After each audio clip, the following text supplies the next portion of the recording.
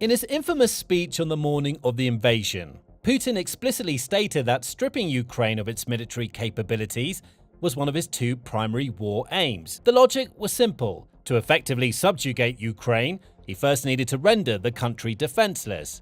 3 years and 9 months later, that plan has backfired so spectacularly that NATO Secretary General Mark Rutte felt comfortable declaring that Russia is running out of money, troops, and ideas. Putin's campaign to demilitarize Ukraine has instead created the most formidable military force in Europe, while simultaneously gutting Russia's own military capabilities in ways that will take decades to recover from, if not even longer. So, let's break down exactly how Putin managed to achieve the opposite of everything he set out to accomplish. Now, to understand the scale of Putin's failure, we need to start with what Ukraine looked like militarily when Russia invaded in 2014 and annexed Crimea. Kyiv had only a few thousand combat-ready troops at its disposal. The Ukrainian military was underfunded, poorly equipped, and largely unprepared for modern warfare. Most of its weapon stocks were inherited Soviet munitions, armor, vehicles, and aircraft. And Ukraine has been able to create supply chains to maintain only a fraction of them. Ukraine's economy was so bad and required external propping. It signed the Budapest Memorandum in 1994 and a private Russia-Ukraine agreement, and destroyed or transferred a large portion of its aircraft fleet back to Russia in return for security and debt relief, respectively. In response, Russia bided its time and seized Crimea with minimal resistance, while Ukraine was still reeling from corruption and rapid switches between pro- and anti-Russian governments. This led Putin to believe that Ukraine's military was nowhere near enough to mount a defense in a full-scale invasion scenario 8 years later.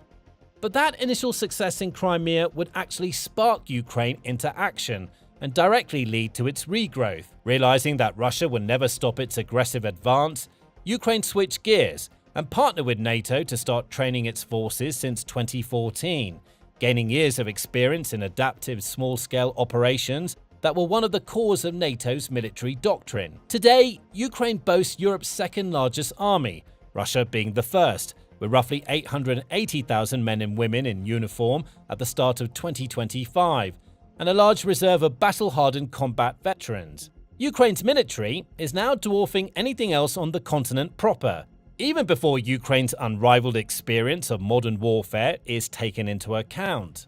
By comparison, the same estimate suggests there were only 600,000 Russian troops deployed in Ukraine at the time. A November 2025 report by Financial Times also suggested that the Ukrainian president, Volodymyr Zelensky, has agreed to cap Ukraine's active troop size to 800,000 if a peace deal is reached, which is close to the largest deployment. This implies that Ukraine has successfully petitioned the US administration to allow it to maintain its large standing army and continue the notion of it being a militarized state in response to Russian aggression and Europe's first layer of defense in the east.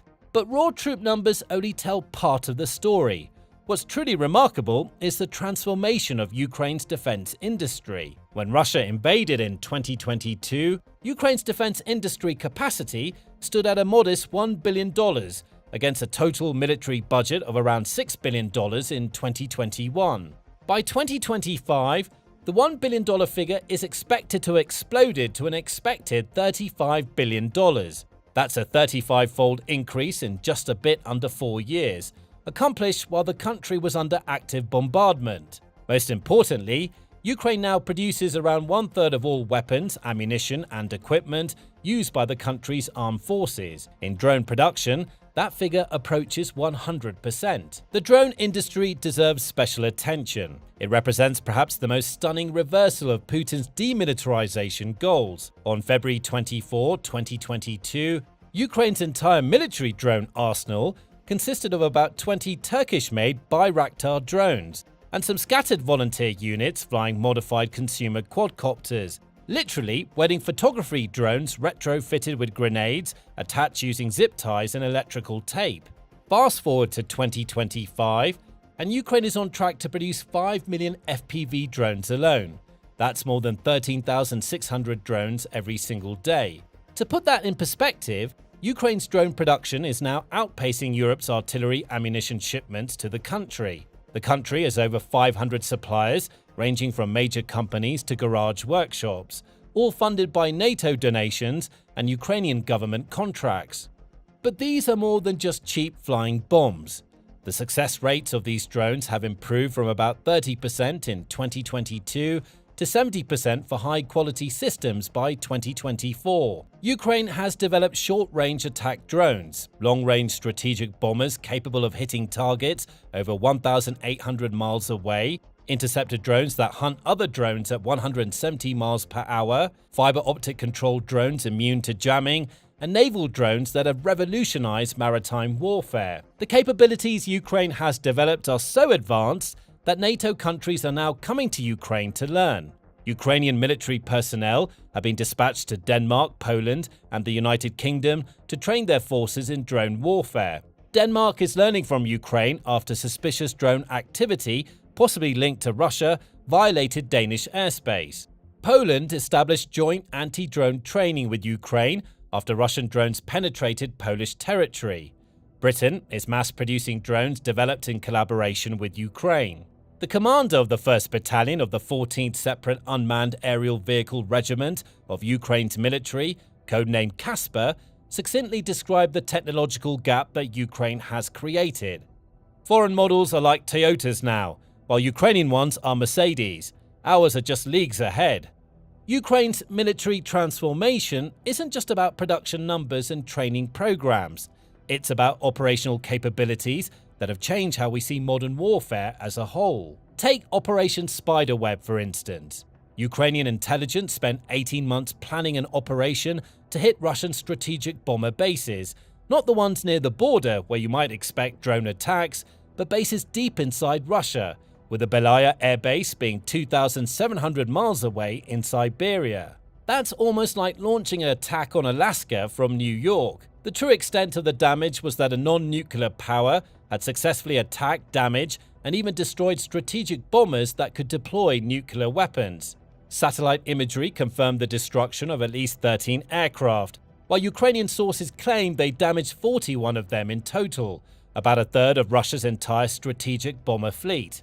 At the best estimate for Russia, this was roughly 10% of its air base arm of the nuclear triad. And Ukraine managed to do this with drones that cost maybe $400 each, destroying nuclear-capable aircraft worth hundreds of millions of dollars apiece. The Magura V5 and Sea Baby naval drones have systematically demolished Russian naval power. By mid-2025, Ukraine had destroyed or disabled roughly 40% of Russia's Black Sea fleet, sinking or destroying 10 Russian warships in 21 confirmed attacks. The symbolic low point came with the destruction of Russia's Black Sea flagship, the Moskva, which was when Russia ostensibly realized it couldn't blockade Ukraine's coast for long. The strategic consequences of naval drones went beyond a military victory and relieving pressure from its coast. By forcing Russian ships away from Ukrainian shipping lanes, they also secured Ukraine's economic survival. Ukraine's grain exports alone represent almost $11 billion in revenue annually, and 60% of the country's total agricultural trade, which is funding that helps sustain the war effort. While Ukraine was enjoying significant boosts to its productivity, Russia's military capabilities have gone in the exact opposite trajectory. According to Oryx, an online database that meticulously tracks and records destroyed and damaged equipment with visual confirmation, Russia has lost over 23,300 units of military equipment as of October 2025. Of those, around 14,000 losses are solely for armored vehicles, including over 4,200 tanks being damaged or destroyed in just 45 months of fighting. And remember, these are only the losses that could be visually confirmed with satellite, drone, Ukrainian drone surveillance, and independent sources. Some analysts suggest that visual records constitute between 80 and 90% of all equipment losses, meaning the true figure could even be higher. Now, let's put that in context. Russia started the war with around 3,300 tanks in active deployment, which were upgraded T-72, T-80, and T-90 tanks. The International Institute for Strategic Studies suggested Russia could have as many as 17,500 additional tanks in storage, mainly Soviet-era leftovers that were transferred from across the former Union back to the Russian Federation. In 2023, the IISS suggested that Russia had around 5,000 models of T-62 and newer tanks in storage, which was at that point considered the theoretical limit to what generation of tank was useful in modern wars. But by May 2022, just 3 months into the war, Russia had already started pulling the T-62s out of storage. This was followed by recommissioning T-54 and T-55s. By November 2024, 2.5 years into the war, Russia was deploying T-34s, tanks that were used in World War II. The situation gets worse when you look at production and restoration capabilities. Satellite imagery of storage and repair facilities shows that Russia has reduced its capacity to refit tanks from over 120 per month at the beginning of 2022 to just 35 by mid-2025. Russia can also produce around 400 contemporary tanks per year through new manufacturing, namely the T-90M and the T-80 BVM, but this is nowhere near enough to replace battlefield losses. The IISS also suggested that Russia might run out of tanks to use in 2026. While the specific wording doesn't imply all tanks will simply be gone, it could mean that Russia won't be able to launch mechanized infantry attacks at the same level it did in 2023 to 2025. And Russia's artillery situation is equally dire, if not more humiliating. According to Reuters analysis, North Korea is now supplying Russia with artillery shells used in Ukraine, with some battalions claiming to use between 50 and 100% of North Korean shells for their units. North Korea has been suggested to have sent between 4 and 6 million munitions over the course of the war. By comparison, Russia's domestic production is estimated at nearly 3 million artillery munitions per year, which is more than the entire NATO combined. But this still falls short of what's needed. Russian forces use approximately 10,000 shells per day. That's roughly 3.65 million per year, exceeding ballistic domestic production. And a later report suggested that production targets weren't met for 2024, with Russia producing only 2.3 million artillery shells.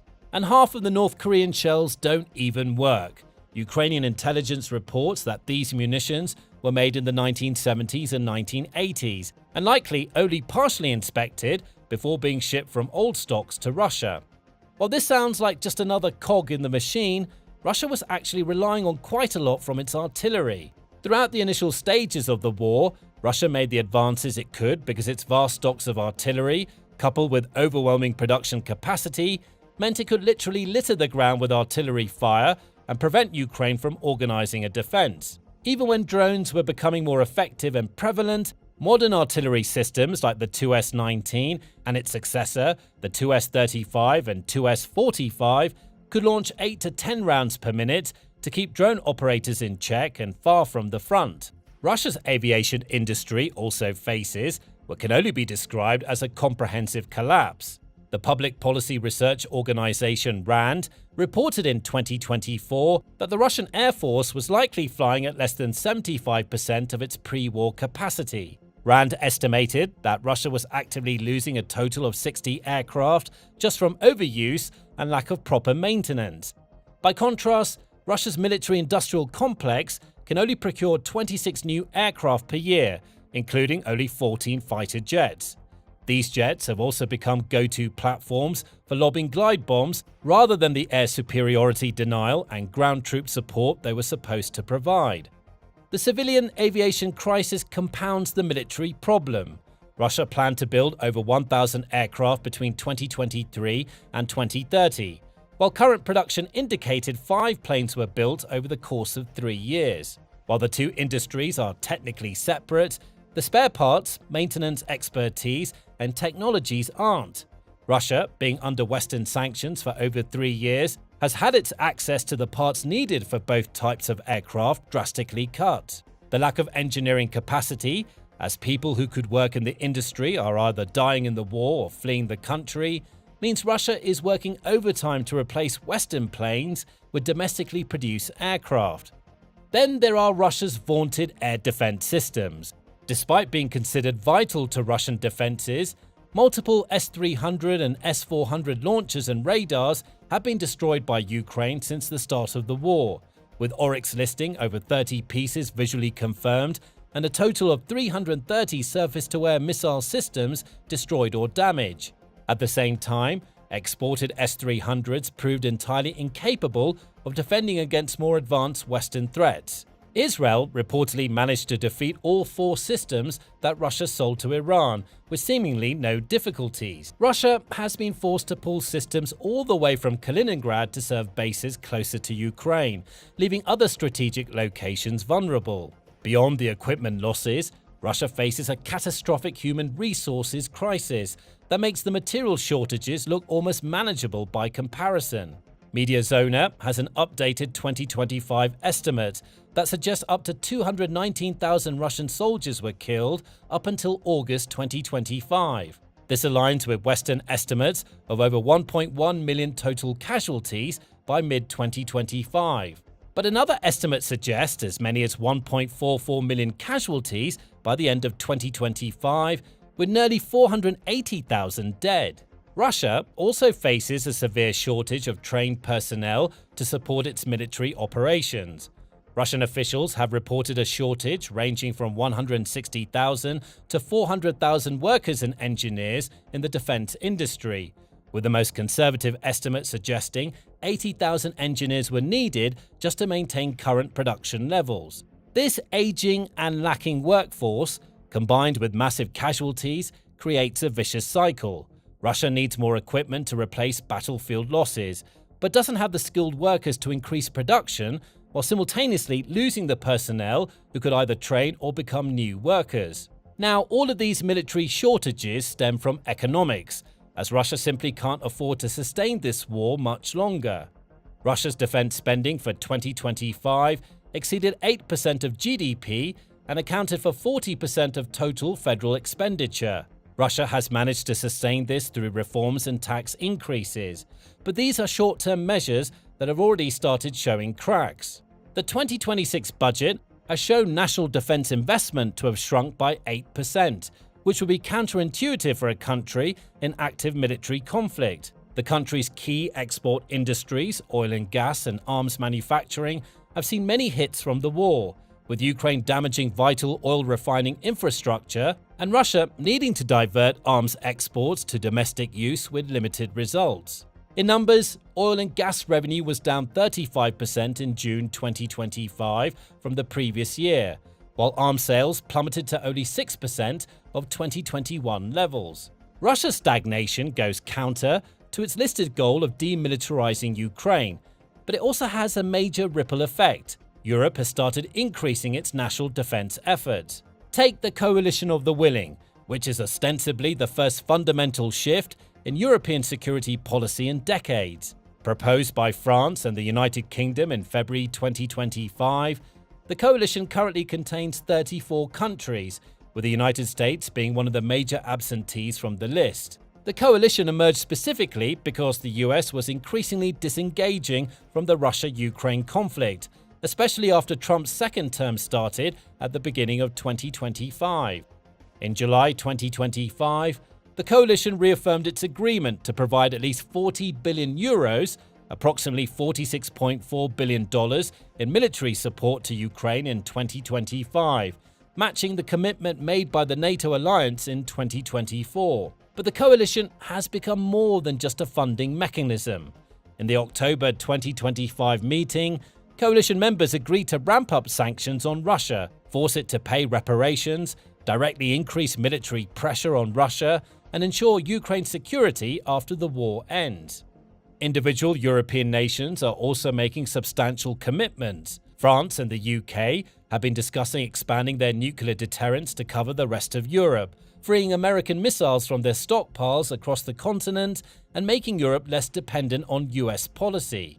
Germany has agreed to increase military spending and investment to up to 5% of GDP, with roughly 1.5% dedicated to creating and maintaining infrastructure that would benefit the alliance as a whole. Poland is building the continent's largest army after Ukraine, while France and the UK have seen major reinvigorations in their missile and aircraft exports. This European solidarity is precisely what Putin gambled wouldn't happen. His invasion was premised on the belief that Europe would fragment, with energy dependence trumping security concerns and moral obligations.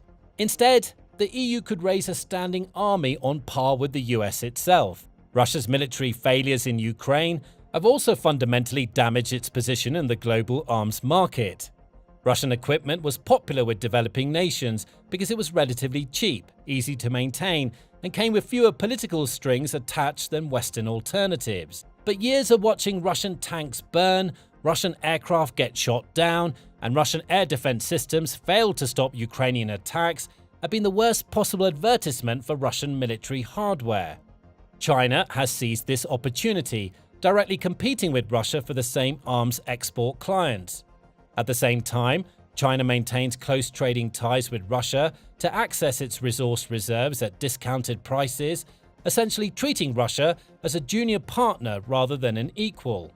Meanwhile, previous Russian arms clients have seen the lack of success of Russian military equipment and pivoted in new directions.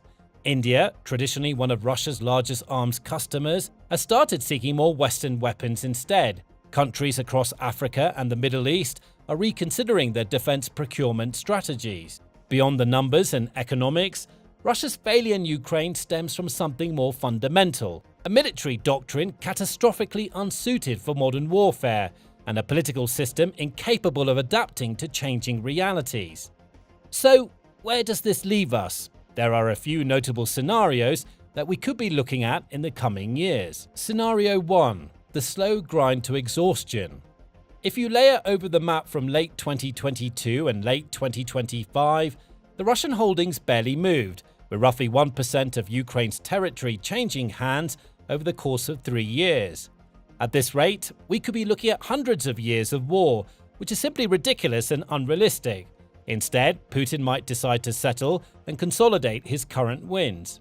And remember that the IISS assessment that Russia won't have sufficient main battle tanks for effective offensive operations beyond early 2026 supports this scenario. Russia would be forced to dramatically scale back operations, transitioning from offensive campaigns to a largely defensive posture while trying to hold onto occupied territories. This scenario might be Putin's least bad option, but it comes with massive problems. Russia's economy is structured around the war effort now, with defense spending at 40% of the federal budget. A transition to a static defensive war would require painful economic restructuring. While the military-industrial complex loses the inflated revenues it's become dependent on. Scenario 2. Regime instability and internal collapse. Putin's regime rests on perhaps just a few hundred key people in the security services, military command, and oligarchy. Currently, Putin's entire regime has such a stranglehold on these people that they have nothing to gain and everything to lose by working against him. But if these people start fearing for their own safety or long-term prospects, those same people could start believing that Putin is no longer working in their interests. Then we could see Putin ousted or replaced by someone who could take the country in a different direction, or at least present a different face for Western politics to engage with. If that happens, the country might cease to exist in its current iteration and be replaced by something entirely different. Scenario 3. The Pyrrhic victory. Even if Russia somehow prevails militarily and forces Ukraine into accepting territorial concessions, the victory will be Pyrrhic to the point of being indistinguishable from defeat. There are already hundreds of thousands of dead, another million injured and relying on social programs, with the country's economy turned inside out to support the war. It's also unclear whether Russia could force NATO to back out of supporting Ukraine in the future, meaning Ukraine would get security reassurances and also possibly ask for compensation for its losses. Russia would win 20% of Ukraine's territory, which still holds a Ukrainian population majority that would likely be openly hostile to a governmental switch and would be another leech on Russia's resources. Scenario 4. Ukraine's continued growth forces negotiation. This might be the most likely scenario based on current trends. As Ukraine's military capabilities continue expanding, the cost of continuing the war for Russia becomes increasingly unbearable. This could force Russia to start approaching the negotiating table, especially given that Trump has become increasingly aggressive in showing his annoyance with how the war was conducted throughout 2025. Ukraine would enter those negotiations with a battle-hardened million-person army, proven combat capabilities that exceed many NATO members, a domestic defense industry that produces more drones than most nations combined, and the backing of a united European coalition. It would be the ultimate irony. Putin's campaign to demilitarize Ukraine would end with Ukraine dictating terms from a position of military superiority. But regardless of the scenario, there's a pattern forming. The current trajectory that Russia is on likely indicates that the country is no longer even a contender for a world power. Putin might have destroyed Russia's ambitions and relegated it to a regional power that's subdued by China's resource and geopolitical demands.